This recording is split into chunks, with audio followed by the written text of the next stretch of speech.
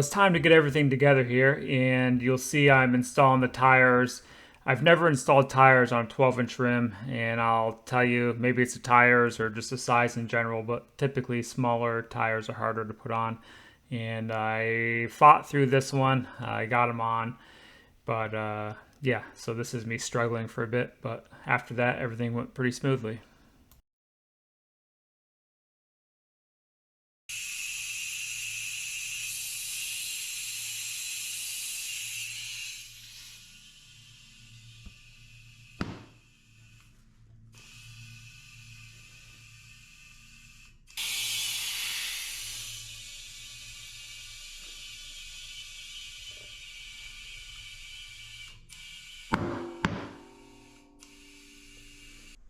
So we're going to install the rear tire first, and they give you these brake pads, and here's the difference, okay? So these are the ones they give you, and these are the stock ones. So when they say they modify them, really they just cut the bottom. The depth of the pad is the same on both sides. So what I said before about it being offset is not true, apparently. They just modify the bottoms and machine the bottom part off. So there's not much to it. Apparently they sell these already modified if you don't want to do it yourself, if you do need replacements. So there's that. I'm not going to really go into detail how to put them in. They're pretty simple, but we'll go ahead and fit the wheel in, and I imagine that it's going to go pretty straightforward as they tell you what side the spacers go on. But we'll fit this on. All right, we had a small clearance issue when I test fitted this.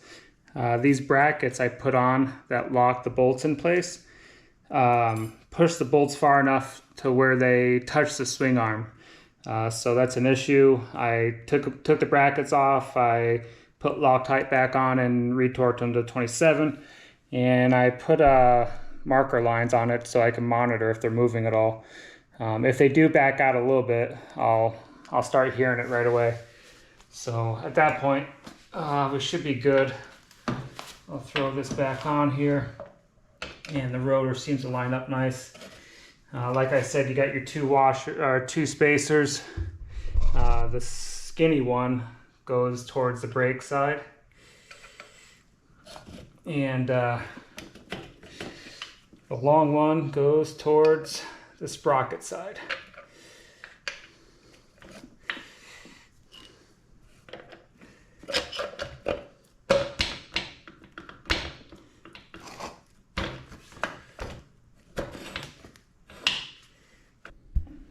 All right, so we got the wheel on. Like I mentioned, that's the long spacer they give you.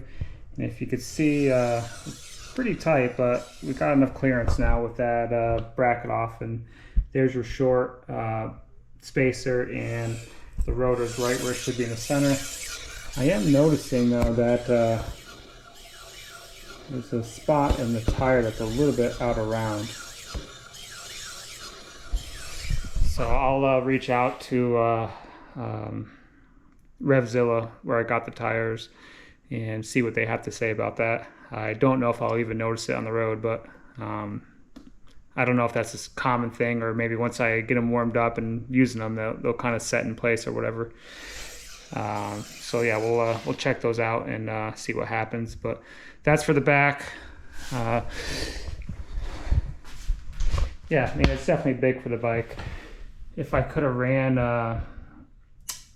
the stock tires, I think it's a better look, but like I mentioned before, this is all about functionality at this point, and that's what we needed to do. So I'll go ahead and do the front now.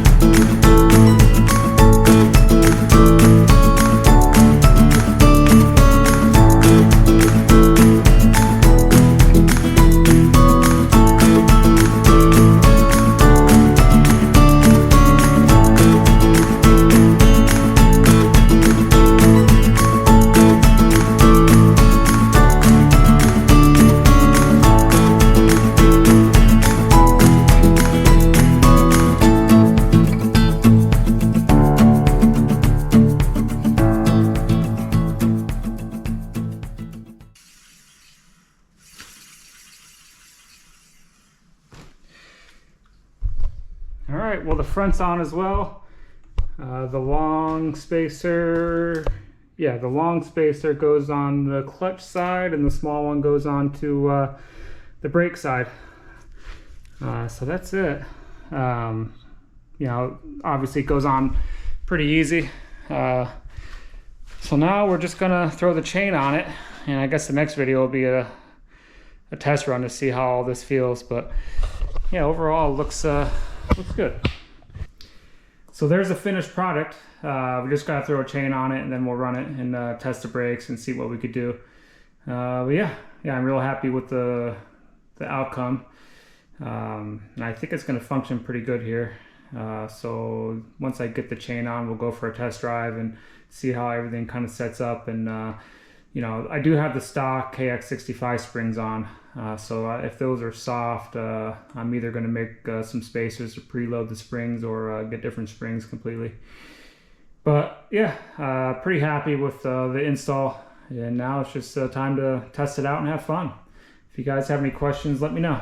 Thank you.